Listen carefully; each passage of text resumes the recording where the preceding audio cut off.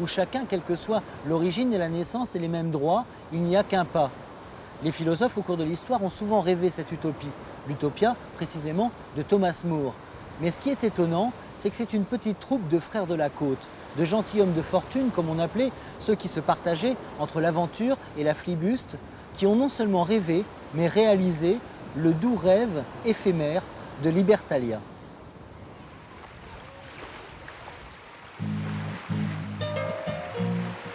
On l'appelle l'île mystérieuse, elle mérite bien son nom. Madagascar est une terre sans passé, une énigme pour les historiens. Les origines du peuple malgache sont notamment inconnues. Seules des hypothèses permettent d'écrire son histoire. Les premiers malgaches seraient venus de l'Asie du Sud-Est puis de l'Afrique il y a moins de 1500 ans en naviguant le long des côtes de l'Inde, de l'Arabie et de l'Afrique. Selon une autre théorie, les populations asiatiques auraient traversé l'océan Indien portées par un courant sud-équatorial. Une chose est sûre, les premiers malgaches étaient des marins d'exception. Dans leur exil, ils auraient emporté la pirogue à balancier originaire d'Asie, mais inconnue jusque-là sur les côtes africaines. Dès le XIIe siècle, des commerçants arabes, chinois puis indiens se sont eux aussi aventurés sur les côtes malgaches. Les premiers Européens, au XVIe siècle, seront portugais et hollandais. Le peuple malgache, parmi les plus métissés de la planète, est issu de ces diverses migrations. L'île est accueillante et offre de nombreuses baies naturelles. Au XVIIe siècle, pirates et flibustiers viendront à leur tour s'installer sur la côte est.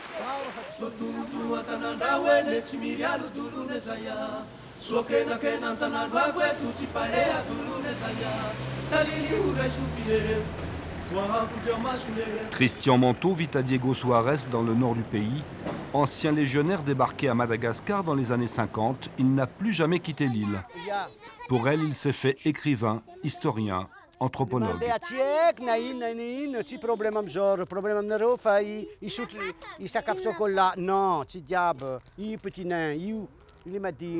Aujourd'hui retraité, Christian Manteau s'occupe des enfants de son quartier. Le vieil homme leur raconte surtout de belles histoires.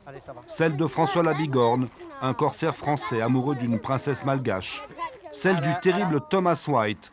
Mais l'histoire que les enfants préfèrent est celle d'un certain François Misson, marin français né à Marseille en 1634. C'était un gentilhomme de Provence qui était allé à Rome, qui a rencontré un espèce de curé, on dirait maintenant communiste, défroqué. Bon, ils se sont embarqués pour les îles. Et puis, comme d'habitude, le bateau, les gens sont mutinés. Puis ils ont tué le capitaine. Puis ils se sont retrouvés sans personne pour guider le bateau.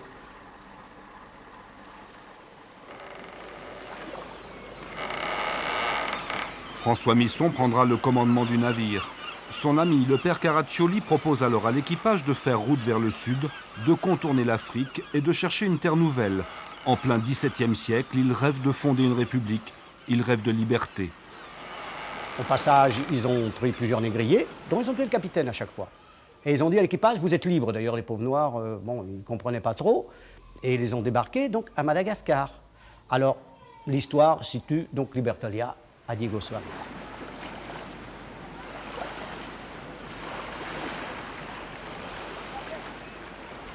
Le 15 août 1683, le Victoire et son équipage de mutins franchissent la passe de Diego Soares. Misson et Caraccioli n'en croient pas leurs yeux. Une superbe baie large de 3 lieues au moins s'ouvre devant eux. Elle offre un abri sûr où ils pourront s'établir. Les deux hommes rêvent d'y bâtir leur cité idéale.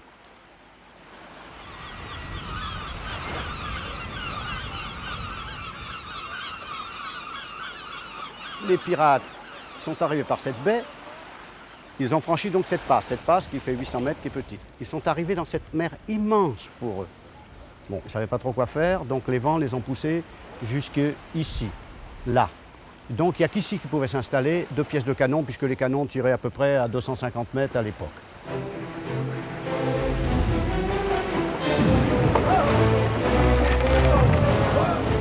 Pour construire leur ville, Libertalia, les mutins ont besoin d'armes, d'outils, mais aussi de main-d'œuvre. Les bateaux reprennent alors la mer et attaquent les navires marchands sur la route des Indes. À chaque bataille, les Libertaliens proposent aux ennemis rescapés de les rejoindre.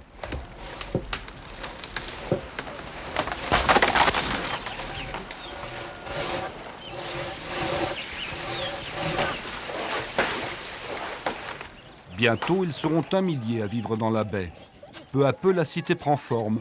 Tout le monde y travaille. Les charpentiers conduisent la construction des maisons de bois. D'autres s'occupent de trouver la nourriture, l'eau potable. D'autres encore vont à la rencontre des tribus malgaches. Avec elles, ils troquent du bétail et des femmes. Les marins doivent avoir des épouses et faire des enfants pour que vive leur république.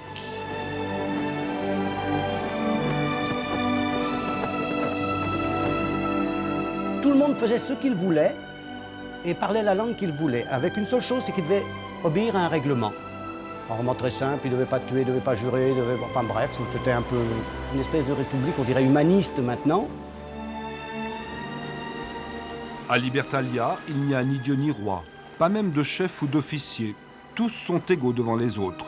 Libertalia est une cité d'utopie, un rêve, hélas impossible.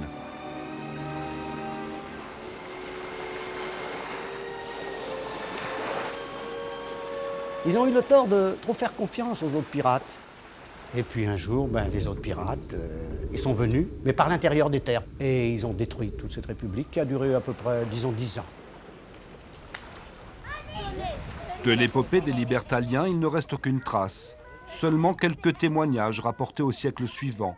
Elle n'est peut-être qu'une légende, une de ces histoires que les vieux messieurs racontent aux enfants.